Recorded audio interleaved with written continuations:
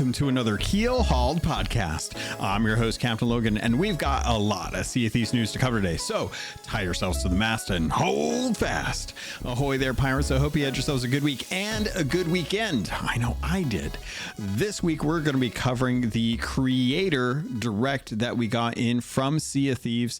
This is the first community direct that they've done. They said that this is something that they want to do in the future, and there's a lot to go into. So with that, let's get into it. But before I get into any of that, I have to thank the patrons. They are the ones that went over to patreon.com/Keelhauled podcast to support this content. They are the producers of this content, and they're the ones that help take care of the bills. If not for them, I would not be able to take care of the podcast as easily. So they alleviate a lot of stress on my end, especially as I'm looking to move across country. Those are some things that I don't have to worry about, and they help take care of that. So I like to call them out and remind them that at the end of the month, the last Saturday before the final Monday of the month is the Gold Hoarder episode, and all gold hoarders at the $10 tier are welcome to join me. We have a roundtable discussion to talk about the game and the different things that are going on. And if you can't make it, I always apologize, but I always make sure that it's the same time every single month. So, just try to make it in if you can. If you have any questions or if you want to pass on a message, you can always do that as well too. I try to get that read so that the community members are heard. It is important, as I talk about in this episode, that it is community members' voices that are impactful to the future of the game as a live service game. So thank you to A-Chick, L-Cute, Balls, Blue Turtle V1, Captain Chonky, Captain Longsharts, Chateau Noof, Super Pack, Zombie Killer, Cosmic Johnson, Static Mirror, Davram TV, El Jefe Esteban, Godhammer 6, Carl Embo of Embo Family Gaming, Kylea the Aficionado, Nightstar 1980, Elvin Vramir, Evil Morpheus, Space Admiral Ors, Xbox Mike 29, Norwegian, Rabid Raccoon, Regis Stella the Brony Pirate, Ribloid, Rust Belt Kid, Shoe Daddy 13, Tales of the Sea, who is a recent addition to the Gold Hoarders and actually decided to subscribe for the full year. So thank you for taking advantage of the deal on that one and signing up. I really appreciate that. The Demon Jester, Tommy D, TN Professor, Wailing Witch, Big Bad Pad, Mina Fairy, Hegger Owl, Jeff H, Captain Duckweed, Evil Martha, Peter Miller, Rooski Doo, Thor Von Blitz, Luke Lore the Insipid Ghost, and Zam Wow. Thank you all so much for your love, for your support. I hope everyone over at SOT Fest had a fantastic time. I have not seen any of the panels or anything that they put out, unfortunately, but I am going to be looking forward to digging into that for this week. With that, pirates, there's a lot to go into, so let's get into it.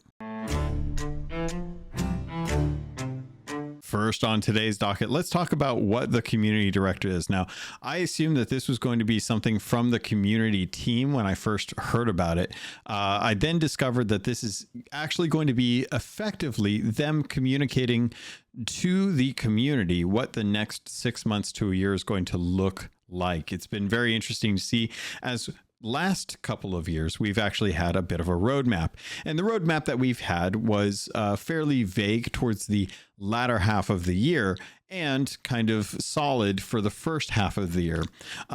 Taking a look at what this is, it is interesting to kind of see because recently I was watching a video that was published about 3 days ago from Bellular, who does World of Warcraft content. And if you guys don't know World of Warcraft, it is a very big part of my history and my gaming in general. So I tend to keep notes on what's going on there. And Bellular does a really good job of reporting the news, as well as like Taliesin and a couple other content creators that I follow. The interesting thing here is that the community direct from Sea of Thieves actually echoes a presentation or like a Warcraft after 20 years, meeting players where they are, by Ian Hazzikostas, who is the game director for World of Warcraft. You might be wondering why are these two things tangentially related. This was a video that was from the Nordic Game 2025 conference. So shout out to Nordic Games for actually getting Ian Hazzikostas to actually go out there. And he spent about 50 minutes talking about the last 20 years of World of Warcraft. And if you don't know, World of Warcraft has been around much longer than 20 years, and it's actually been a franchise for even longer. So having someone who's been the game director that whole time for the last 20 years talk about World of Warcraft as a live service game, both the boons and the highs and the lows, it was really interesting to kind of see what some of Ian's takeaways were, because a lot of the stuff that I saw him coming to us to speak about like what is going to happen with World of Warcraft and how their approach has changed drastically over just the last 10 years, echoed and resonated with what I got out of this community direct for Sea of Thieves. So looking at Sea of Thieves, this was a great little sit down chat.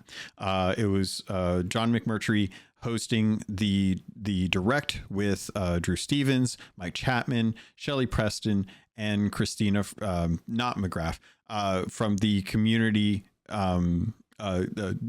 And it was nice to kind of have this little sit down, because I felt like in lieu of a Xbox showcase direct, where it normally, if this was like E3 or New York Comic Con or Gamescom, we would have these people kind of sitting down in a chair to talk about the game in a way. And recently, having Mike Chapman on the podcast last month, there was a lot of things that he said that I resonated with, and I was very happy to hear. But it didn't seem like that message got across the board. It seemed like it was good to hear that Rare was committed to the future of Sea of Thieves, but not necessarily like anything that made us feel like we were for sure getting certain things changed about the game. So seeing this community direct and seeing them addressing things head on really kind of made me surprised, because I was like, wow, that's interesting, because I just found out that World of Warcraft has had a very similar discussion.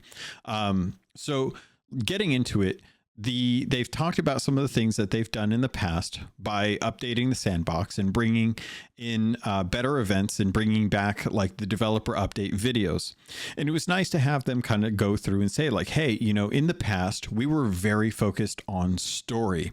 We had adventures, we had mysteries, we had tall tales, and the tall tales tended to be their own little segment of the game, separate but still connected to Sea of Thieves.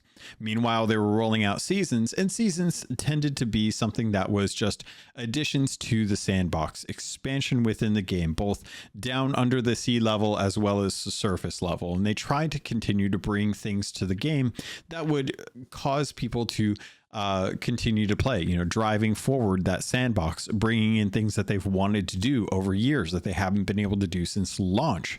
And having them talk about that was kind of interesting, because the last handful of seasons, probably the last year, you can see that there was a concerted effort after Monkey Island that they saw what the community was saying, which was, this is good, we want sandbox.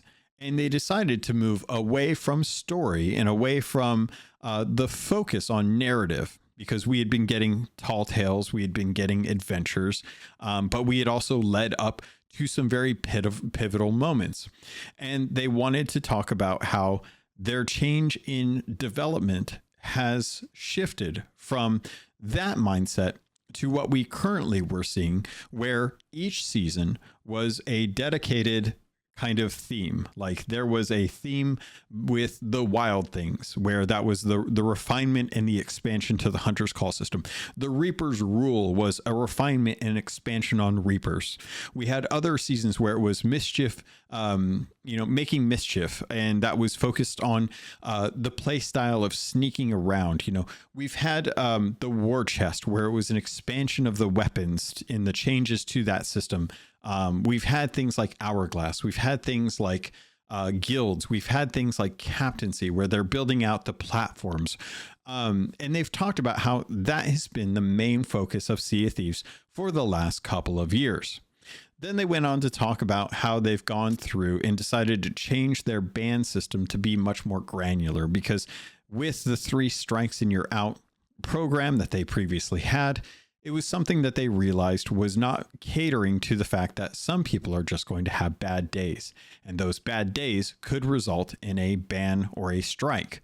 And after 3 bad days over the course of 8 years, roughly 7 years, it didn't seem too fair to make those people who had 1 or 2 bad days and then that final one to kill their account, that they shouldn't be able to have an opportunity to redeem themselves, to be better gamers.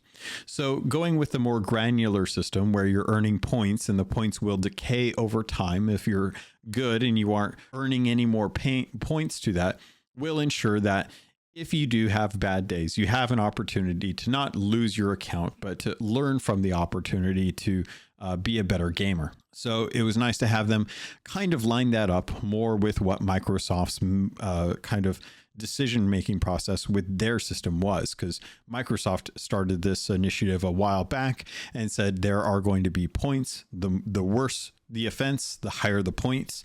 When you hit a certain limit, those points will cause your account to get banned.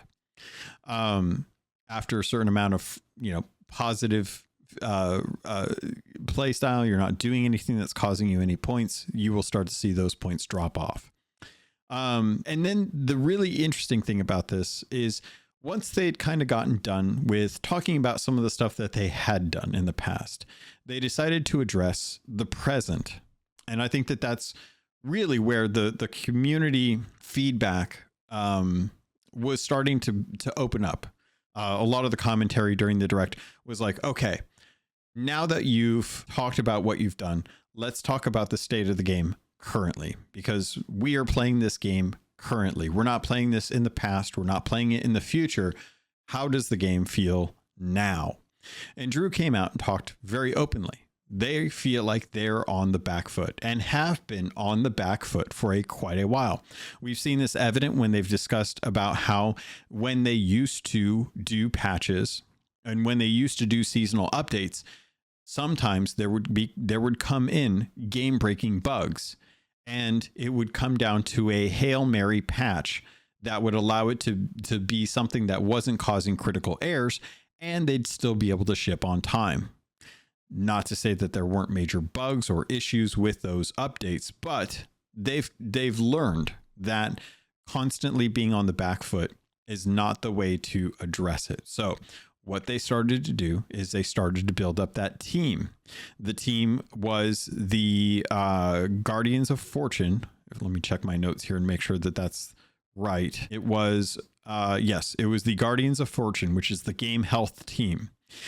They built that up and they had them start taking a look at the analytics, start taking a look at the bug reports, start taking a look at the health of the game and where performance can be improved. And we started to see some of those things where they're changing how the game is actually being made, how some of the performance updates are coming in.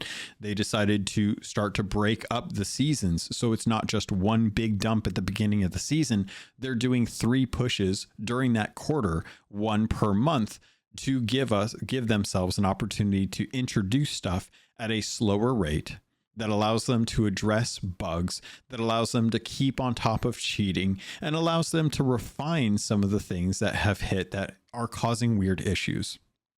And the point of that was they said they want to stop being on the back foot. They want to stop being reactive to pushing out an update and having to deal with the problems that come with it. They want to start being proactive with updates. They want to know how an update is going to perform before it actually goes live. And there's a lot to that, but knowing how a patch is going to land, not because millions of people are jumping into the game and immediately throwing reports that there are issues and then having to get a hot fix out a few days later before the weekend, because God forbid you go into a weekend and you have game-breaking bugs. You need to be able to address that sooner. You have to get ahead of the issues. You have to test the game more thoroughly. And they're going to be doing things to actually do that, which I adamantly agree with. Next, they wanted to address how to listen to the community and kicked it over to Christina and wanted to talk about having better consistency with listening to the community and how that's been down, and they want that to change. How they are working on building up a more robust system to be able to take on feedback from everyone, because this has been a huge issue. We have had numerous times where people are frustrated with the game. They don't communicate that to the team because the means of doing so is so relatively archaic. Now we've gotten better. It has gotten better. We've been able to report player names and ship names in game. We've been able to report players in game. But if you don't get the player's name or you're not quite sure who they are, it's almost impossible to feel like you can actually do that. You actually have more control if you're on Xbox. I'm not sure how this works for PlayStation, but on Xbox or Xbox PC, you can actually go into your recently played through the game bar and take a look or see like who you've recently played with, and it will show you who you were in contact with most recently based on minutes played. So they want to try and open this up because listening to the community is one of the key takeaways from the video that I watched with Ian Hazakosis from World of Warcraft. Ian talked about a lot of things, but to break down some of the things that he talked about were some of the things that I heard echoed in this video from Rare. Ian talks about adversarial patterns. When you develop for a game, and the gamers take that game, that is now part of their game. You can build a game all the way up until launch. But once you give that game to the community and the community finds it and they enjoy the game their way, do not design to obstruct that. Because we've seen things like that. I will take the sloop as an example and say that Rare decided they didn't want players to be able to board a sloop by being able to interact with the harpoon gun when the bow of the ship dips far enough into the water that a player outside of the ship in the water could actually interact with the harpoon. So they blocked that from being able to be done. Then they went and built tools to be able to get onto a ship easier. So that was an adversarial pattern that was developed to try and prevent players from accessing a sloop in ways that was unfair compared to other ships. Was that the right thing to do? At the time, I would say, yeah. Nowadays, it's harder to say, but Rare as a company need to look at what the players want as a way for them to be able to develop there. You always have to account that if you're building a live game, the community owns part of that game. If you do not have a community, you do not have a live game. It is dead. And with enough people out there talking about dead games as live service games, it's hard enough to garner interest. It's even harder to balance for, and it's even more hard to build trust. And some of the things that Ian talked about with this game was balance is impossible. You can take a look at a game that has had no tweaks, and you can show that to different players, and different players will have different opinions. Some will say double gun is too punishing. You're able to switch too quickly. People have worked around the double gun meta, and they're able to still break animation, cancel the switch, and that they're able to get 2 shots in, and it's too fast. Other people will look at the sword and say, it's a blender. There's no way to get out of it. You get stun locked, and then you can't do anything. It's too powerful. So balancing those is almost impossible because the player base will shift from one way or to the other. When people get tired of dying to swords, they will switch to a sword and block and start moving over there.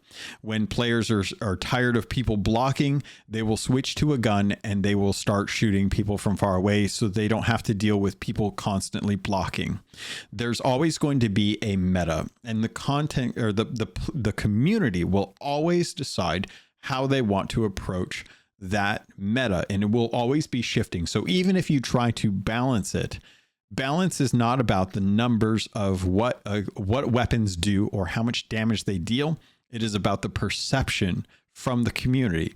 You have to balance the perception. So even if you were to take a look at the sword and say, well, the stun isn't that long, you can actually get out of it. The perception of it is what is important to develop for, because you cannot tweak it and realize that if more people see that there's better success with the sword and a pistol, they will shift over to that, even if you haven't touched it, because for whatever reason, something happened with the guns and people are not happy with that. The blunderbuss is a good example. When they took away the one-shot kill, people moved away from the blunderbuss and started using something else. And that meant that not those weapons didn't get buffed, but more people are complaining about those weapons because the meta shifted away from blunderbuss. The other part of this that he goes into is that there's trust with the community and how that is the ultimate currency when it comes to live service games. If your community does not trust you as a developer to do what you say and to listen to the feedback, then they will not feel like their time is invested in the game is worth it. They will not want to commit time to the game because they will say, it was great up until this, then nothing happened and it still sucked, so I stopped playing. And in a game as a live service, you don't want that. You want to be able to move fast. You want to be agile. And that was something that was talked about in this. So prioritizing player problems as a way to serve the community. Avoid being adversarial in your designs. Don't try and stop players from doing something just because it's not something that you intended as the initial design. Take and look at the reason why they're doing it and try to support the reason as opposed to the play style. Staying agile, making sure that you can do updates regularly, quicker, with less time in between issues. Building trust with your community, making sure that they trust what you want to do for the game and that it is also going to be something that is in the community's interest. And that the biggest takeaway from this thing is it must be fun today. Tomorrow, worry about tomorrow. Don't build a game that is going to have a system that is going to work out 5 years from now, because 5 years from now, the game may not exist. And if you're going to build a game, make sure that the game is fun today, because today is the day that your players are going to be playing it. And if it's not fun today, if it's not fun tomorrow, then it's not going to matter in a year whether the system that you built that was going to take care of things or be good for longevity matters. And I'm going to take a Sea of Thieves example from this. Captaincy blows. Guilds suck. Those two platforms were built, and they were built with long-term milestones that most people don't care about. In fact, more people probably purchase stuff for Captaincy because merchant crates are broken than they actually buy because they care about the trophies. And I will go out on a limb and say that that is absolutely 100% the case. And it's not because people don't like Captaincy, but it's because the stuff that is in there does not feel like it's being earned quickly enough. It is something that is so long-term that most people generally don't think about it, because Captaincy doesn't cross over from ship to ship. It is a holistically one ship thing. And a lot of people play on different ships. Or there's just the random crew that has their one ship and that's all they play on. And they've got everything and they're completely the ideal unicorn for the Captaincy system. But I would be willing to bet that more people buy trinkets because crates and storage crates are locked because of some arbitrary bug in the game that prevents you from picking up a crate that you purchase than they do because they actually want that trinket for their actual ship.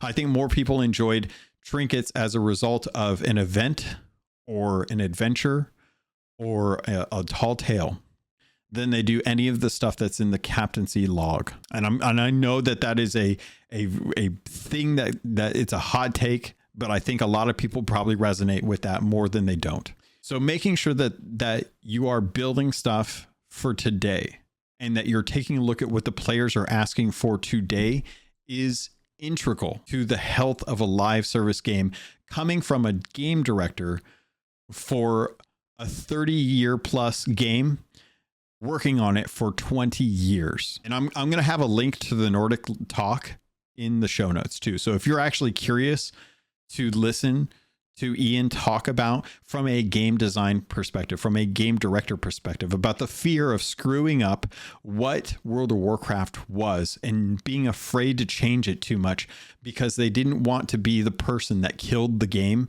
because they shifted too far away from the formula, is almost what killed that game, because they were not willing to try and just tear everything up, rip up the old manual, design something that the community was asking for, and they ignored the community. And I see that with Sea of Thieves at times like this, when I'm sitting here looking at what we want. The community has been asking for stuff for a very long time. They've wanted a photo mode. They've wanted custom servers. They've wanted to be able to have loadouts. They've wanted to be able to share gold. They've wanted a dual system. They've wanted things in this game that we have been asking for, different ship types, air bubbles on shipwrecks. There's a load of different things that we've been asking for that we haven't gotten for whatever reason. And a lot of that, and I want to say respectfully, is because Rare is wanting to do what they want to do because it is their game, but it is also 50% the community's game.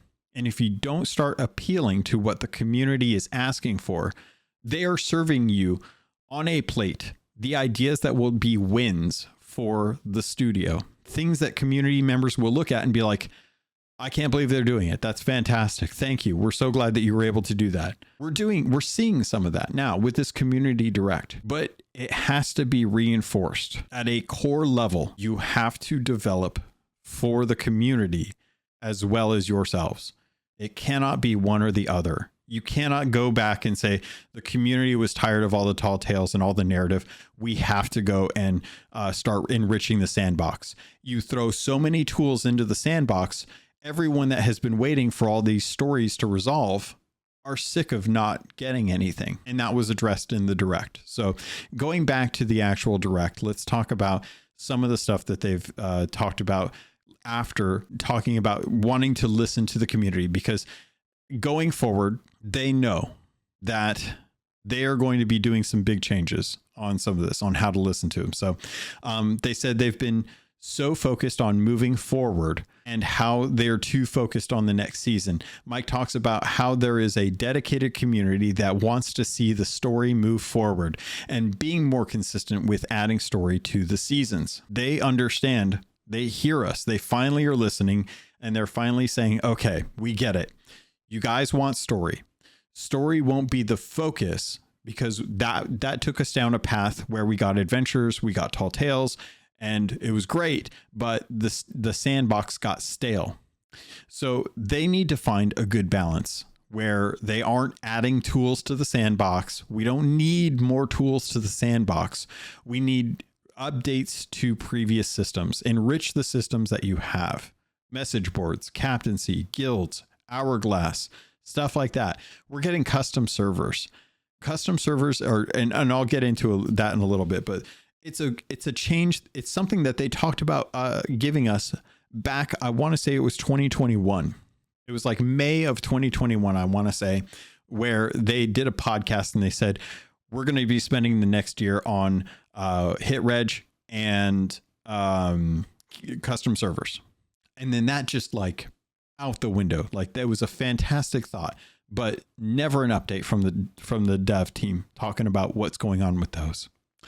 They're wanting them wanting to do what they want and what the community wants is integral here. If the community is persistent with a future or with a feature, that needs to be a higher priority, in my opinion. In the next year, if Rare does not put in something like loadouts for cosmetics, then they have gone deaf to the community, because I don't know that I've talked to anyone anecdotally. I don't think I've talked to anyone that doesn't want something like that, to just be able to favorite stuff, to be able to have an armory system or some sort of loadout system. And it's something that you can do in the game. I know it's possible, but it's going to take dev work and it's going to take time. But that is going to be a community feature that will help to enrich some of the other areas of the game that they are saying that they want to bring some of that focus on, like people telling their stories.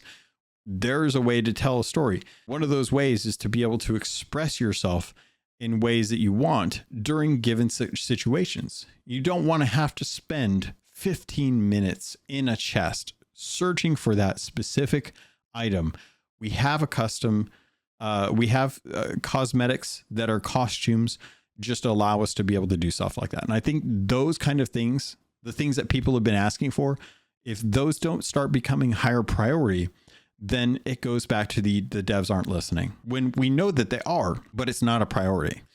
So the next 12 months is going to be about finding balance. And I'm going to tell the devs right now, if you guys are listening, I love you, but it needs to be 50-50. We need to feel like what we are getting in seasons is stuff that the community is asking for. And I know I've said that different ways over the last 10 minutes. I cannot say it enough. We have to feel like our voice is being heard. Otherwise, it's not a live service game for us. It's a live service game for you. And most of the people that I read comments on don't think that you are playing your game. So if you're not playing your game and we are playing the game, but the game's not made for us, that's not a fun game. That's how a lot of the commentary is that I read on comments on YouTube, on Twitter, on Blue Sky, on Reddit. That's the feedback that I see when I start digging into comments to see what's the pulse of the community. What are people saying in Twitch chats?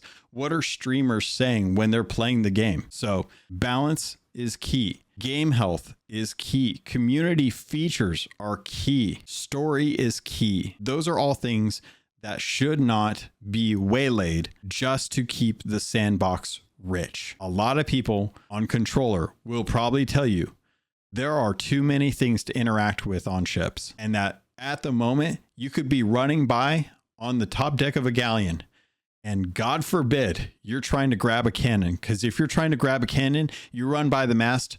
You got to talk to Briggsy now. She has a quest for you. Oh, that's a storage crate. No, not the storage crate. I actually meant the cannonball crate. Sorry, that's the anchor.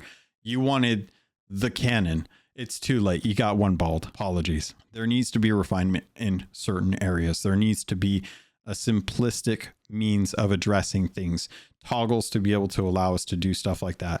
It's really difficult. It's one of the reasons why I don't want to play on controller anymore, is because certain weird things like interacts are just too abundant. There needs to be a way to opt into Briggsy in a way that doesn't feel like I have to cancel the voyage, because there's nothing to do there. Once I've gotten all of the commendations with Briggsy, it's a dead trail, but it's still on the mast. It's still on there as an interact point. So it needs to be moved into the captain's cabin. It needs to be moved to the actual captain's table as an opt-in, whether it's a little bell or a little, like a little note on there. Take it off of the mast, because a lot of people that don't know what it is will opt into it. And then before you know it, they've got something on their ship that's marking them, and they have no idea why people are coming after them for that.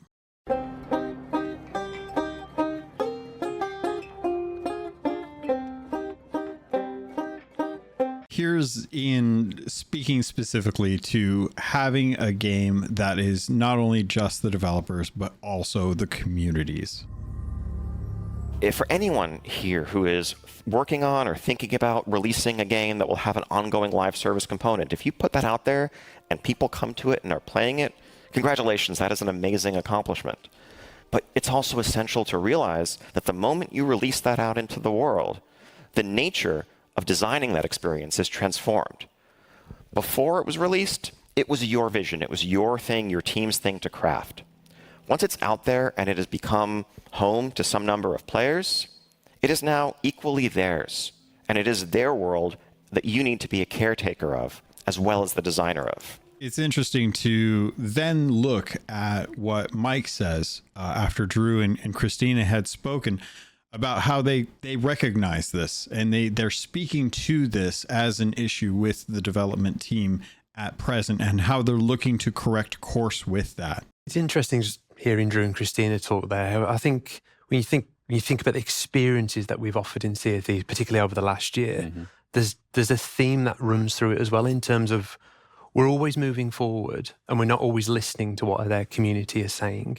And I think that applies to Seasons, where we've been so focused on adding new things, we've often fallen into the trap of leaving what's there behind. And that's how we ended up in a situation where the sandbox was feeling quite stale in the first place. So I think when we listen to our community today and we look at where Sea of Thieves is now over 7 years in, some things are undoubtedly true. Mike goes on to talk about how when they focus too much on story, the sandbox suffered. And when they focus too much on the sandbox, story suffers. And going back to that balance that I talked about. So what does Rare have to do? What does Rare need to do to be able to change?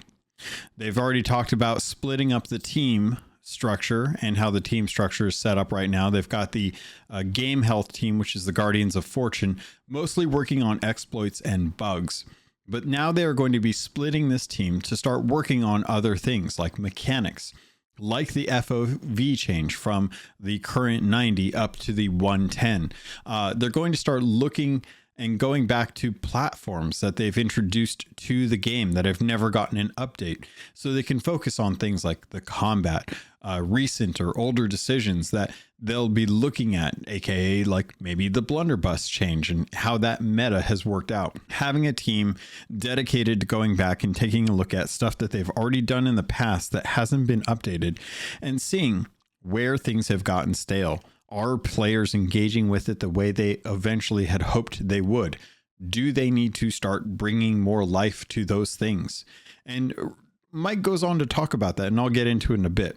But they then shifted things over to Christina to talk about some of the changes that are going to be going on over on Insiders, because without hearing from the community in more ways, it is almost impossible to be able to plan for the future. Christina comes in and wants to talk about Insiders. Currently with Insiders, they have removed a lot of the golden doubloon rewards that you would normally have gotten in between weeks when you would go in and play Insiders for a week to test out features. And how currently the way that Insiders was originally set up is they wanted to avoid people being spoiled on stuff that was coming to the game. I remember asking Mike Chapman about this a long time ago, and he said that it was something that was necessary to ensure that you could delight and surprise players.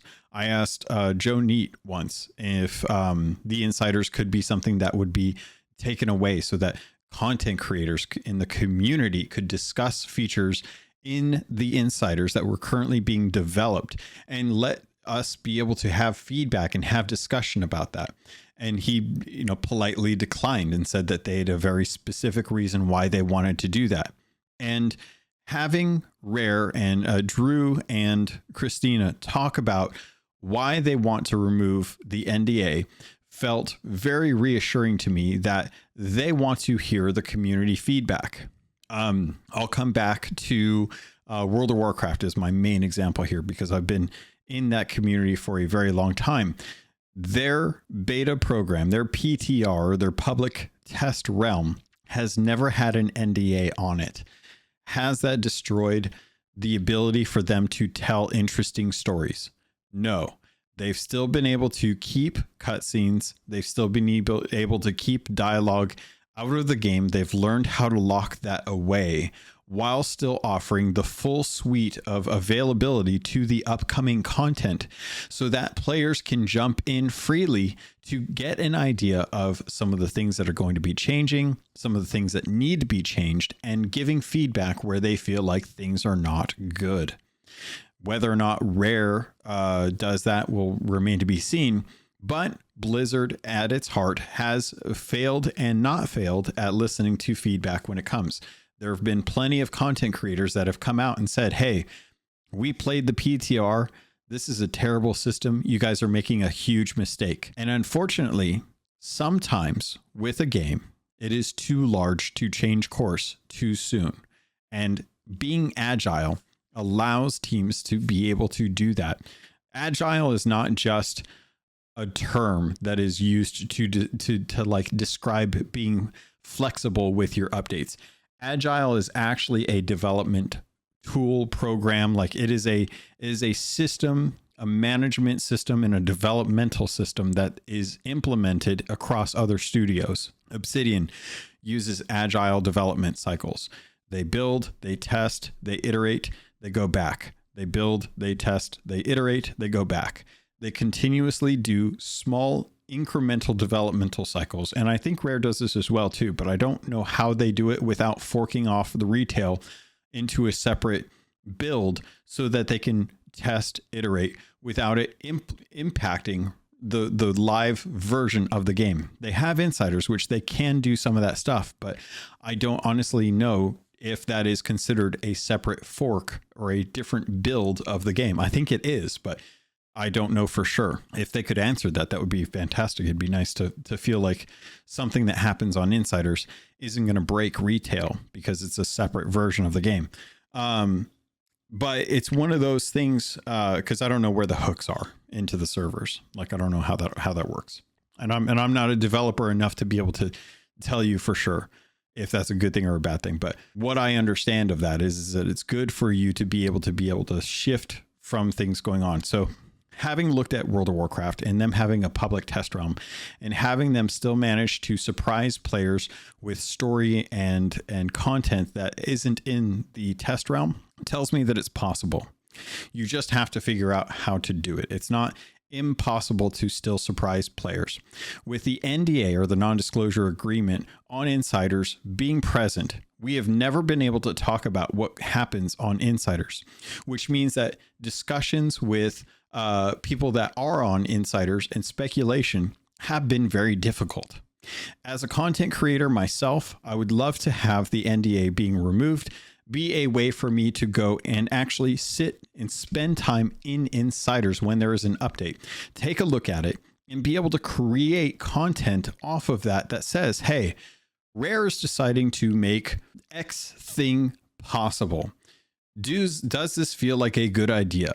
Go test on Insiders and start to provide more feedback. That is a way for you to get players more invested in it. If they feel like their voice is being heard, they will be more communicative because then they will see that the developers are listening, that they are reacting and then changing based on the feedback if desired.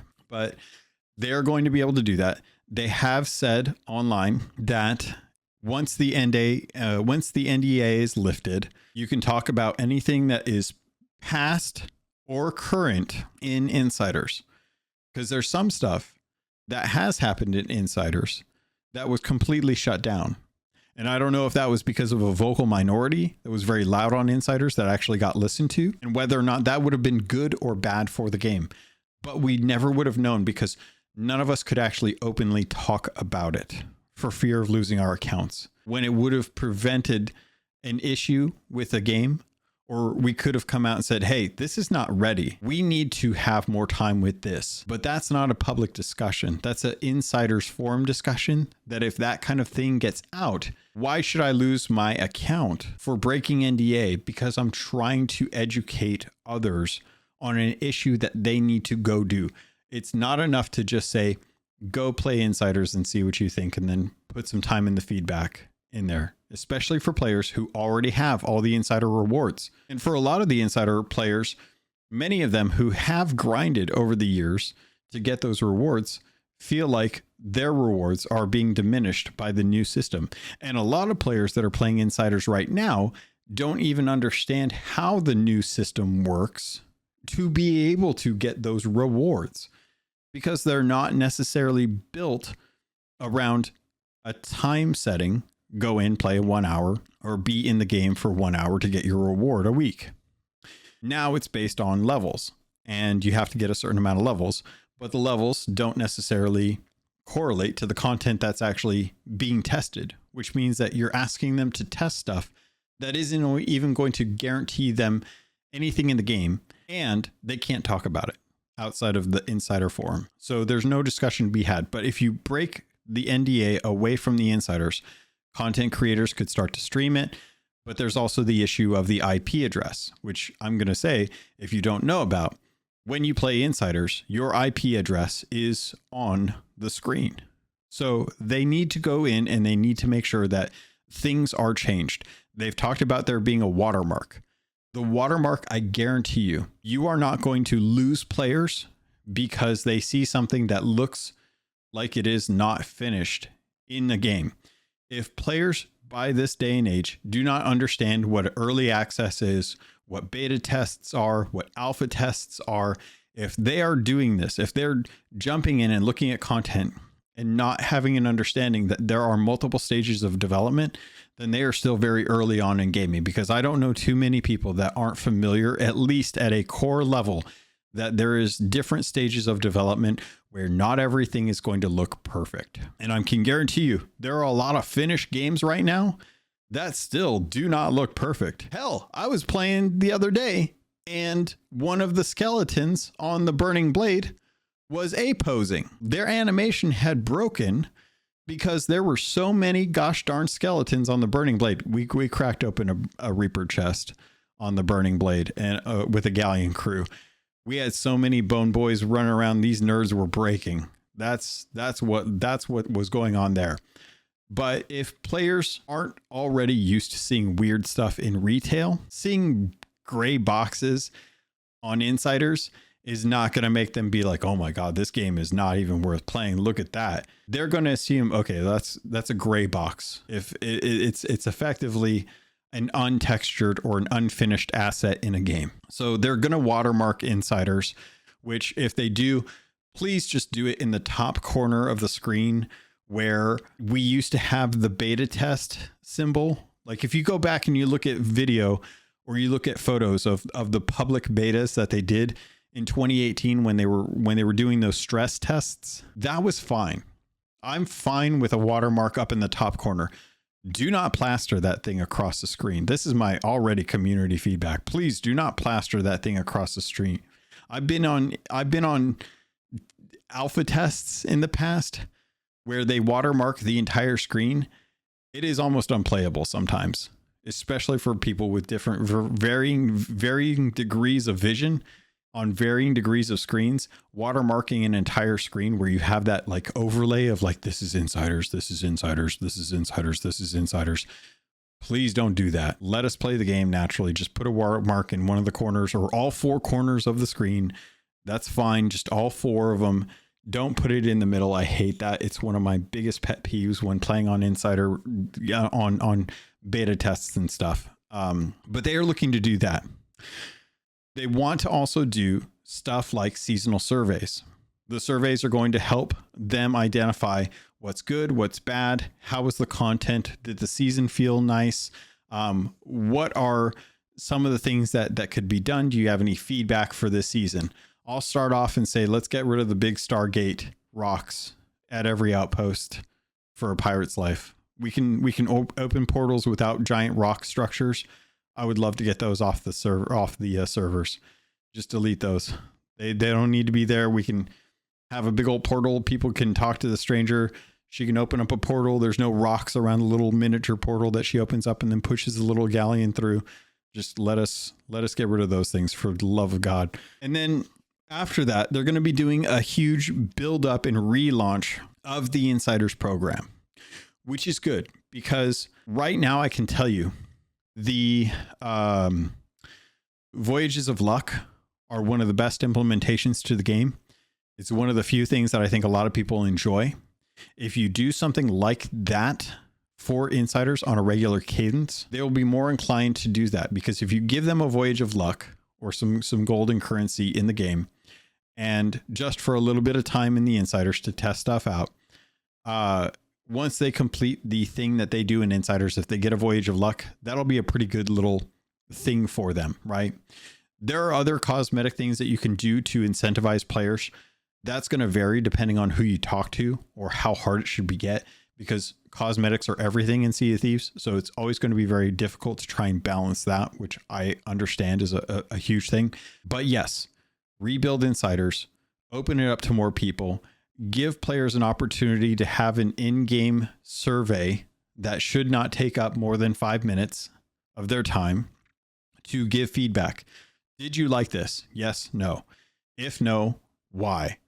Did you want to see more of this? Yes, no. If no, why? What would you like to have in the game aside from this? Open box. Easy, simple, give players a way to respond after a session.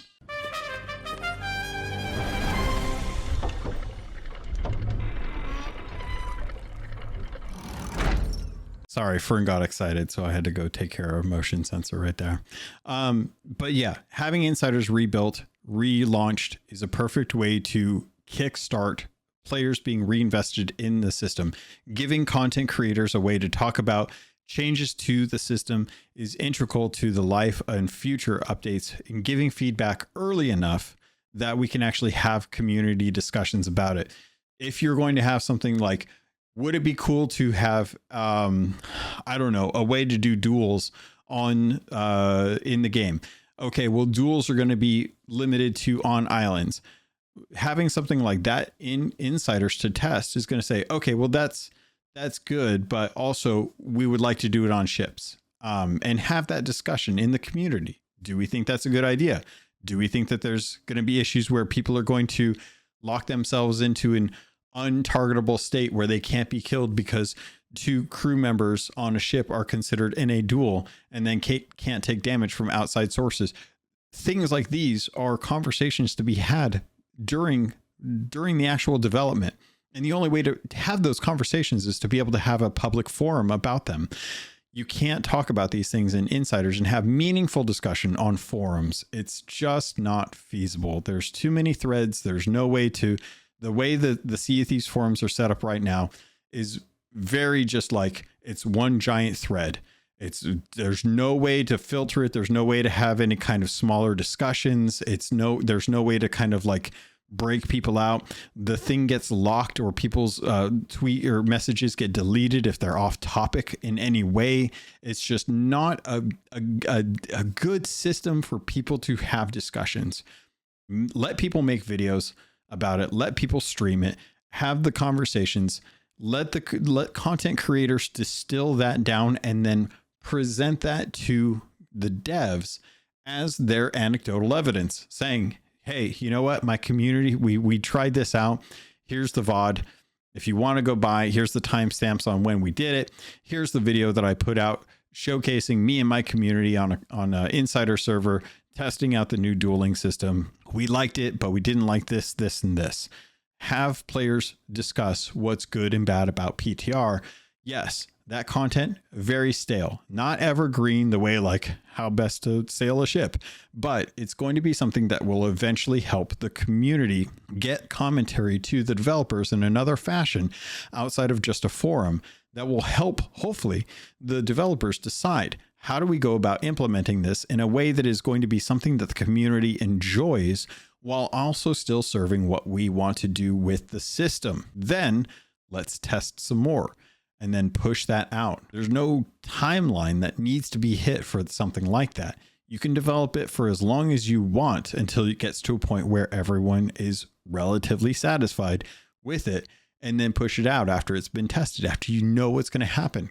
And there is a fear around having that NDA being lifted. People are worried about the perception of unfinished work. Honestly, people would much rather look at artwork or assets that are not done, or things in insiders that are broken, and have discussions about those, than having to wait until the game goes live and saying, I knew this was going to be a problem when I played it in insiders, but I can't say anything. Now that it's live, it's clear this was not ready.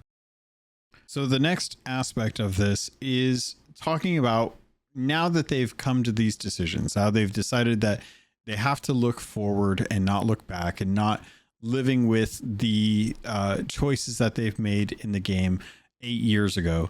now they have to decide, like, when are they actually going to go about serving the community with these kind of changes, and having a broad sense of motivations instead of the narrow scope that were previous seasons, where they were just serving one group, as it were, and saying like, okay, well, those that are interested in sneaking, we're going to make an entire season just dedicated to sneaking. And it's like, that's not going to serve the way you think it will. And you need to be cognizant of that. So how is that going to be affecting the future of Sea of Thieves?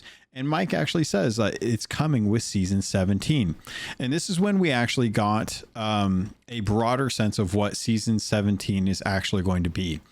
We actually got a full understanding of kind of what they're expecting with this upcoming season, which was nice because given the reveal at the Summer Games Fest with Microsoft and doing their Xbox showcase, it did not feel like many of us were very excited about what was going to happen with this upcoming season with Smugglers. Smugglers at its core value, at its core base, does not appeal to what we were hoping we were going to be getting. And we'd heard that our expectations were a little too high, where I argue that our expectations were not met. So they said that with the first season, and they're going to be looking at seasons now in 3 increments: the first season, the second season, and then the third season. The first season, or the first month of the season, is going to be kind of them adding hideouts around the seas, how they're going to be adding these new black powder kegs, a new type of cargo that's more dangerous, how they're going to be having new voyages, which, for the love of God, please, let's start adding air bubbles to shipwrecks and start adding a variety of the type of shipwrecks there are, as opposed to just a galleon, and then allow us to go and explore and see what these new voyages with these routes are going to be like for the smugglers. Give us an opportunity to see that. Then with the second month of the season 17, they're kind of realizing that events are a good way to add excitement. So they are going to be adding things like the Royal Crest seapost are going to be things that are going to allow us to gather to one location. They're going to start adding ways for us to kind of stay focused on that. So they're going to be making changes to like events to bring us together, like the increased rewards at skeleton forts, things like that we can anticipate having more excitement around events going throughout the season, which I think is good because they've had some really good jobs. So the Royal Seacrest Fort is going to be an event that circles around smugglers and is going to be based around the idea of doing heists, which we'll have to see how that goes. But looking at what they've done with the Ash and Loot skeleton forts, it seems like they are having a good time with some of the events that they've made, and that they're doing a decent job with that now. So I'm willing to give them some leeway to see how these heists end up turning out. So with that in mind, it's going to be very interesting to see how the third month plays out, because the third month is going to be new skeleton forts and a revamp for the skeleton forts. So there's going to be more of a focus on them being tied to Reapers. They're going to change the loot pool around these while adding things like traps to the sea forts. They're going to have the black powder kegs in with the actual loot tables now. And they're also going to be adding a new functionality to this, which is actually going to be the Dark Brethren are going to be brought in to this sea fort. They're actually going to have sea forts have an element where the Dark Brethren could come and actually try to interrupt you. So instead of it just being one of those situations where you're just doing a fort, there's nothing going on, and you just focus on killing the fort, now there could be a point where ghost ships spawn in and the Dark Brethren court try to interrupt you getting to the treasure to bring it back to Flameheart or whoever's trying to get it. And that is an element that I really like. It is changing up how things are going where we have events to kind of stir things with skeleton forts. The biggest issue that I'm running into is that right now we don't quite know if this is something that is going to work out for everyone, because skeleton forts, from my perspective, are kind of the entry level for events. They're kind of the entry level for players getting into the game. They see a skeleton fort, that is the easiest way for them to get access to being able to do like a world event. And so I'm cautious about them doing something like this, where it is going to not eliminate a means for newer players to be able to get into it, but it's definitely going to make things a little interesting to see like how that plays out. So I'm hoping that it's going to be scaled based off of crew size as well. That is something that I think has done wonders for the other events when they did go through and do a pass of those. So I'm hoping that they keep that in mind with this future update. It is important that balance maintains for sloopers and solo players to be able to have access to these without it being a detriment to never getting it actually done. It's one of the things that actually killed Ashen Winds for me when I first jumped into Ashen Winds and they were balanced for galleons, whether you were on a sloop or not. I tried to solo one and it was so infuriating that I wrote it off for the entire season. And I was like, nope, I'm done with this event. This is terrible. I don't have someone to sail with, and it's really annoying to try and get this done. So I'm not even going to do them. So having the world events scaled to crew size now is very important. So I hope that they keep that in mind with this upcoming season and the changes to those skeleton forts.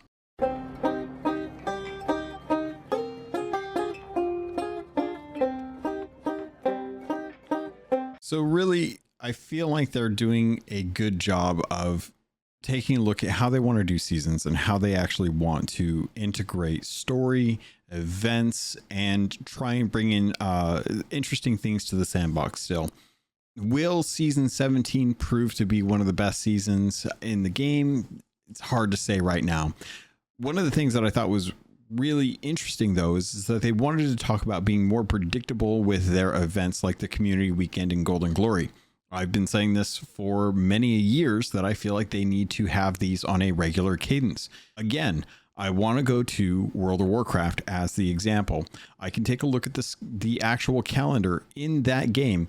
Not only does it indicate when things are happening, but it gives you the time frame on when weekly resets are, when events are happening, when they start, when they end, what you can expect from those for months out, not just what's in the current month. I can look at August and see what's planned out for there.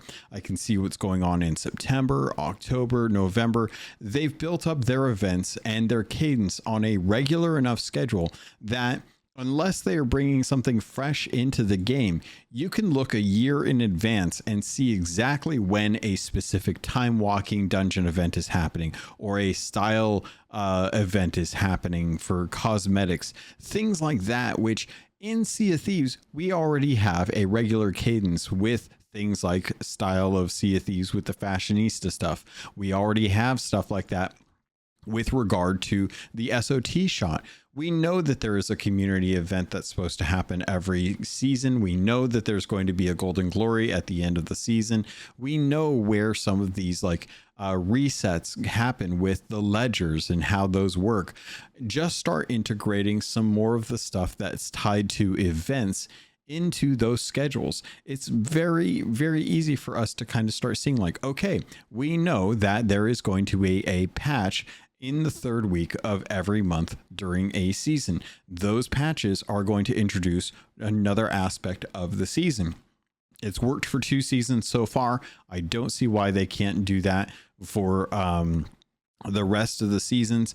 I almost wonder like if it wouldn't be worth doing something else that World of Warcraft does, which is they bring down their servers once a week every Tuesday, just to give them a sense of like resetting it and allowing those servers to have a chance to clear cache, reboot, whatever it is that maintenance does with those servers. They have that hour to typically do that. With Sea of Thieves being an online game all the time, I don't see there being too much difference with that.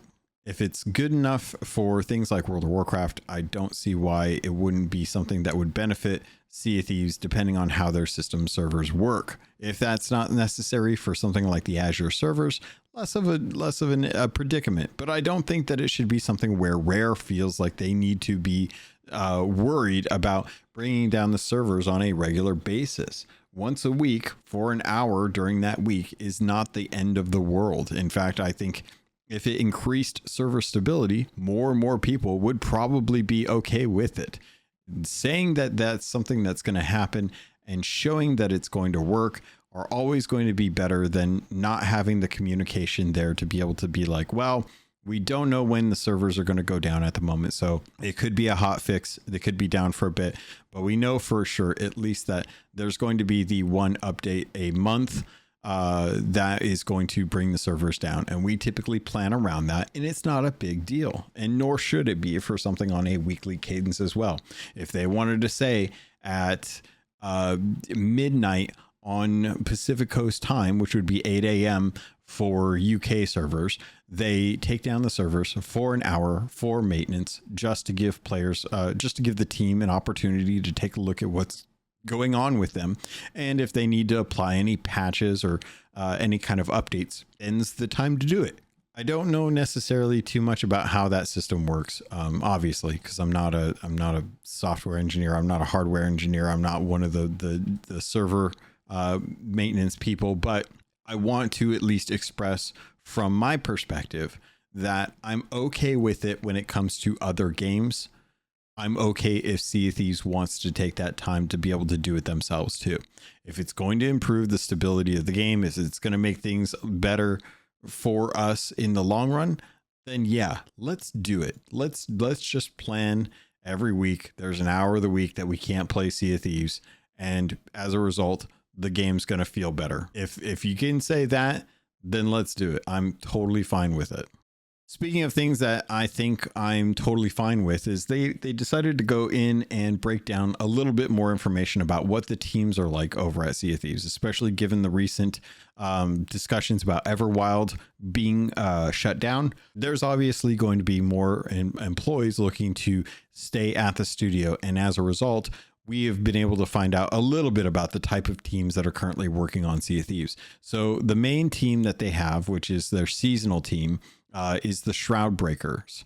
Those are the ones that are going to be in charge of refreshing the sandbox. They're going to be working on features for the game that are going to keep things fresh and interesting. Then they've got their game health team, which is splitting into two smaller teams. One that is going to be focused on what they currently are doing, the Guardians of Fortune, where they're looking at bugs, cheating, and making sure that the game health and performance is paramount. They're also going to be taking part of that team for the long-standing mechanics issues like FOV slider being taken a look at and changed, making sure that there's people that are working on older platforms and seeing what they can do to improve those older systems. Then you've got a small Emporium team. They emphasized small. I'm curious how small. And then they said that they've got two other teams. They've got the Captains of Adventure and Gold Hoarders. They went more into detail about the Captains of Adventure, who are kind of the long-term opportunity team from where the game will go. Talking about the types of ships, new world experiences, expanding what it means to be a legend, and exploring community storytelling. These are the aspects I think that are good for the team to be able to take a look ahead and see where is it that we need to go with Sea of Thieves to keep things interesting, to tell stories in the narrative, to be able to take a look at something like the Galleon and think, are there ways that we can represent the Galleon in a 4-player crew that aren't just what we typically have right now? And can we also expand that so that it still encompasses some of the legacy cosmetics that we've put into the game? If there are, how can we work on that as an implementation for future development? They went ahead and said that stuff like the community direct, alongside the other like dev updates and the podcasts, are things that they want to do on a 6-month rotation. I do hope that they stay to that. I think that having a 6-month update from the devs to the community to talk about things that they've worked on, things that they are working on currently, and the state of the game is going to help with transparency. It's going to help with an understanding of what's going on over at the studio outside of the new insider refresh and the seasonal content that they tease, and give us a roadmap to understand where are they meeting us when it comes to development. Are they taking what we want into consideration as they continue to develop the game? In 6 months from now, hopefully they will be able to take a look at what they've done and say, yes, we have adopted to some of the things that the community has asked for, and we plan on implementing those in the coming months.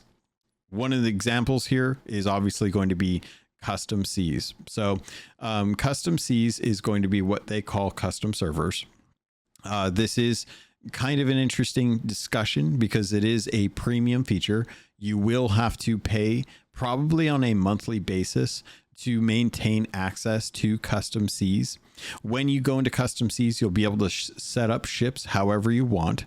You'll be able to break out the current crew limitations. So if you want to have 16 players on one crew, you can do something like that. I think that'll be very interesting for people that want to play around and do different things with the game. You'll be able to spawn in any type of treasure. You'll be able to have toggles for things like the Storm, the Kraken, Megalodons, things like that.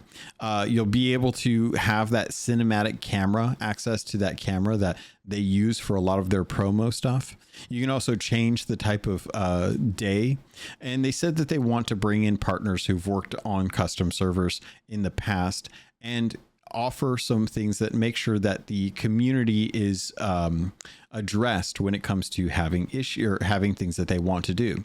I think it would be a mistake if they just stuck to partners. I think partners are fine for this kind of thing, but just because they've had access to these in the past does not necessarily mean that that will fund what communities want from custom servers. And speaking openly about what features are going to be added to custom servers is something that needs to be like on the docket for Rare as a studio. They need to be able to talk about, here's a list of the things that we want to do.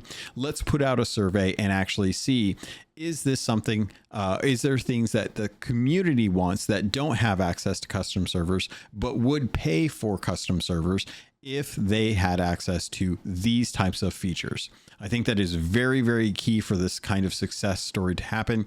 I'm okay with these being paid for because I understand that if there is a monetary development requirement for these, Rare has to make them good. If they do not make them good, no one will buy them. You buy a product that you enjoy. So they're going to have to listen to the community, not just partners, because the community is already doing stuff on their own without custom servers.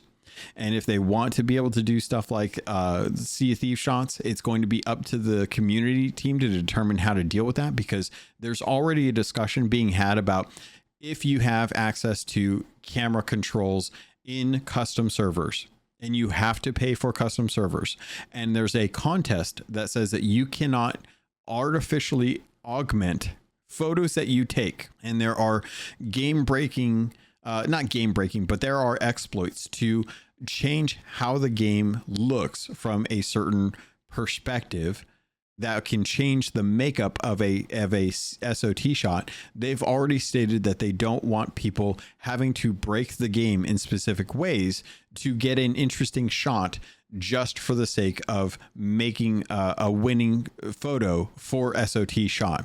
I would then sit there and say, if you don't want the community to do an exploit to be able to achieve a certain look for a photo, then you need to figure out how to deal with people getting access to tools that are paid for tools that other players may not have access to. And if they are going to have access to those, how do you implement ways for you to be able to determine if this was something that was created on a custom server?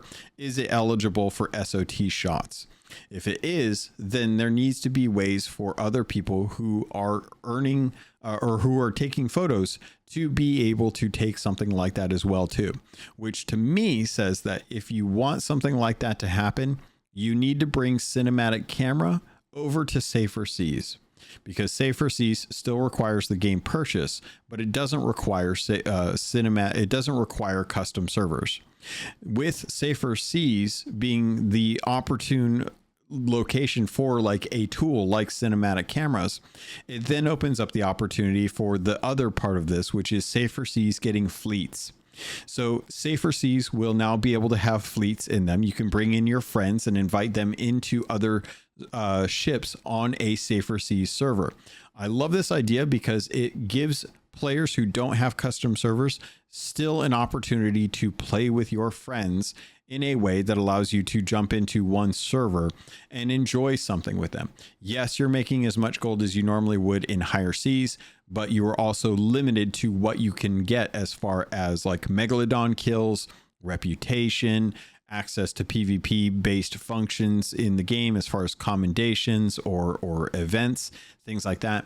All of the restrictions that Safer Seas still has, but with the sense that you can at least go and do stuff with your friends that isn't impacted by high seas. I like this idea. Bring the cinematic camera over to Safer Seas so that anyone that wants to do fleet-based sized SOT shots can do so without the pay to win aspect of custom servers. Leave SOT shot out of custom servers. Allow players to be able to do that in Safer Seas with fleets if they want to. That way it's still an even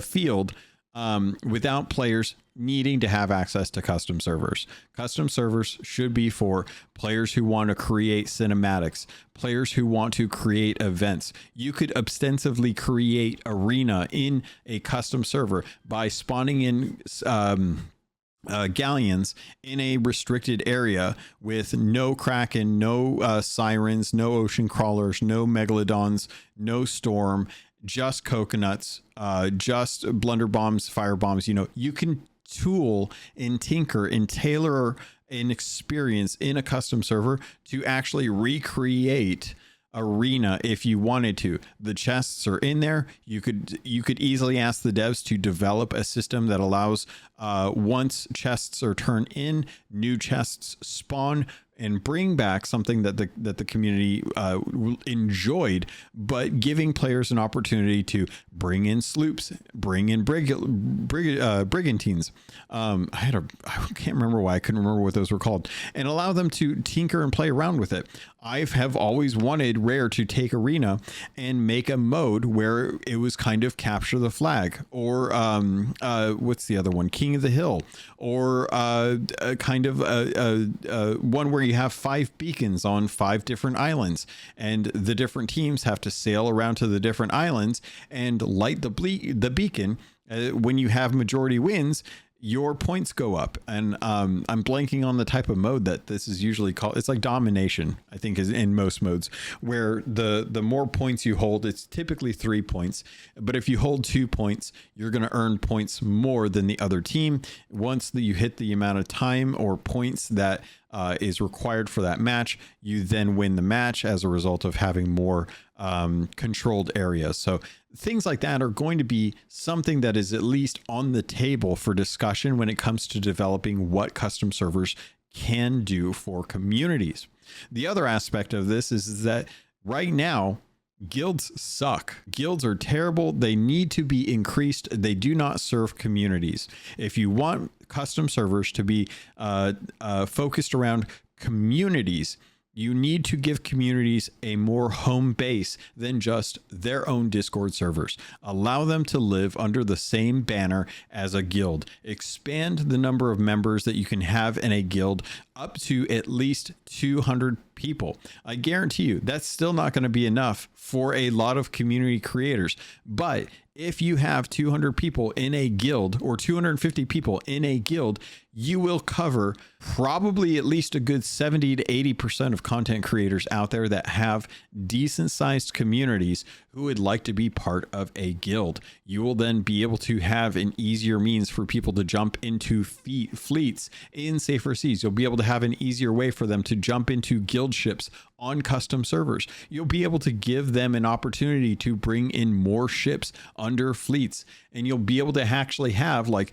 people who have guilds that other crews start to notice. It's not a big thing for other games. I don't see why this game shouldn't be that much different. The restriction being tied around to smaller people, not having that many people to fill out a guild to be able to get it to level up faster. It seems strange to me that that is the drive. The drive should be bringing everyone in under a community into it without forcing them to be so restrictive. If you have 27 or 30 people, you cannot have everyone under one guild. And it's not insane to think that a smaller streamer, part of the Build Rat team, would probably have more than 30 people that would be willing to join up in their server given the opportunity, especially if you're trying to use the Build Rats as a team, which I still have yet to actually see like a full list of all the Build Rats that were brought into that stream team. I've heard stuff about it. I'll be very curious to see what they actually do with it. But I'm going to say that if you want those smaller creators in the Build Rat teams to be ushered into larger creators, to have help, to have assistance with becoming bigger creators, open up the way guilds are set up right now and allow players to actually bring their community into a guild instead of the smaller focused. Let's make sure that small groups have ways to do that. That's not going to serve anyone except for the smaller people. And if you've got lots of creators out there that are trying to create community and are trying to create guilds under that, you're doing them a disservice right now. And that needs to be addressed as well. I'm not saying it's something that needs to happen in the next 6 months, but I'm going to tell you, if your focus is to listen to the community feedback and the community didn't like guilds to begin with, then that should have been addressed a lot sooner. Those aren't pieces of 8. They're just pieces of junk. Aye, the original plan was to use 9 pieces of 8 to bind Calypso, but when the first court met, the brethren were to a 1. Skint broke. That was about it when it came to this direct. I went on with my thoughts as far as like what's going on with the direct. Overall, I would say this is a huge win because it does exactly what the community wants, which is Rare admitting that they were on the back foot, that they were constantly reacting instead of being proactive when it comes to development, that they need to open up avenues of conversation and communication with the community instead of telling us again and again that they hear us, but they aren't actually like having it. We're not having a discussion. We're yelling out into the world and they're listening to it, but they aren't communicating back to us that they understand, that they hear us, and what they're planning to do for that. So I'm hoping that this is the next step of Sea of Thieves, that Sea of Thieves has gotten to a point where they realize that the live service aspect of Sea of Thieves needs to be something that is of present day. Forget what was going on in the past. Take all the rules that you had of the past from the last 7 years, throw them out the window. Say, you know what?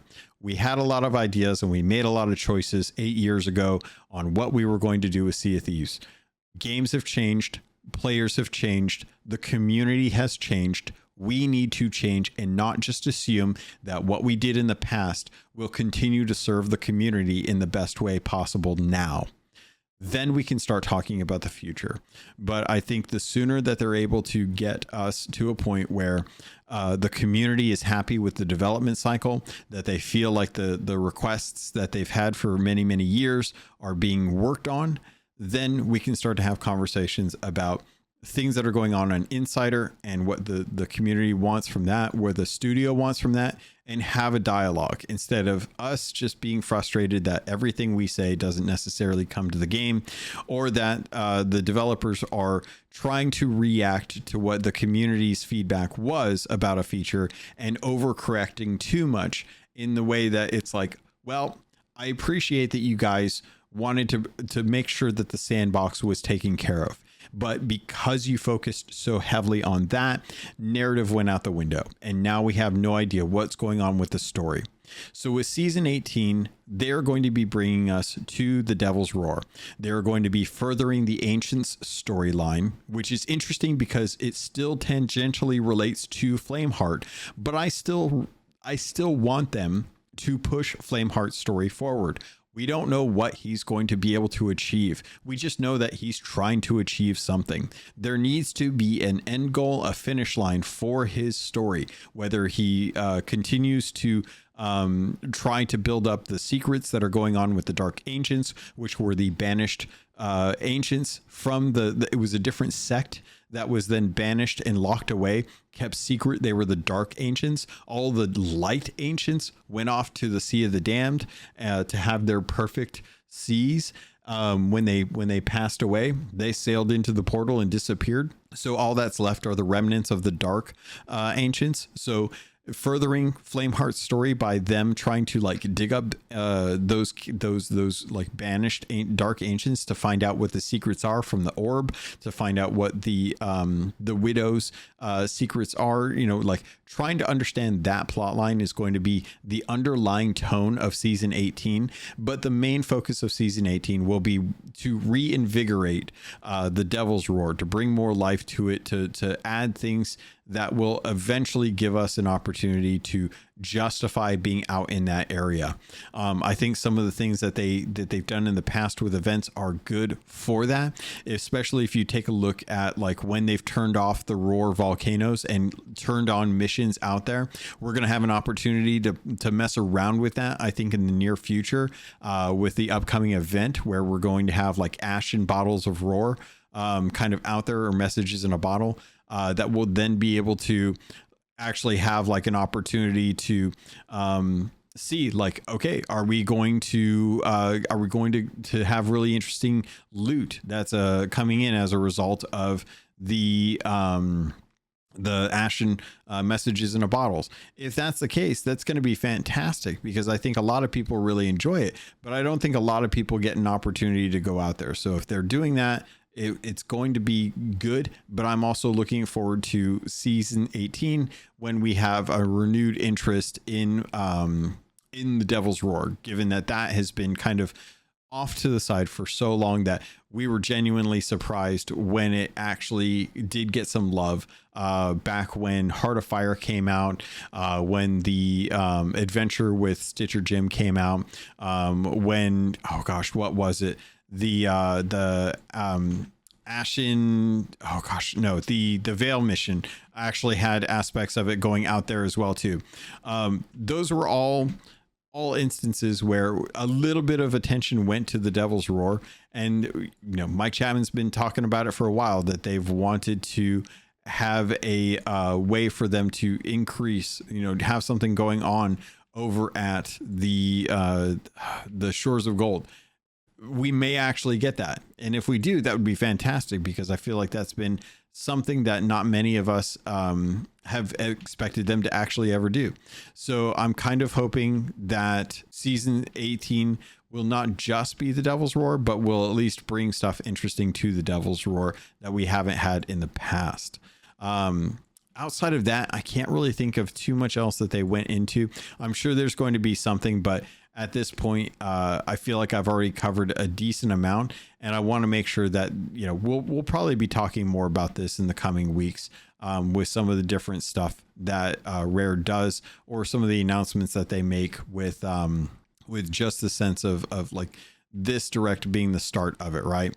So we'll have to see how that goes. I'm excited.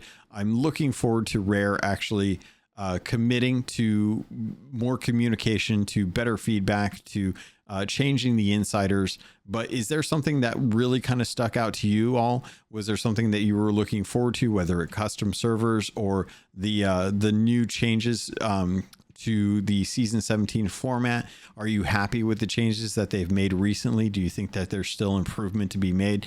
Let me know in the comments. Let me know in the emails. There's lots of ways to do so. You can always hit me up at CAPT_LOGUN.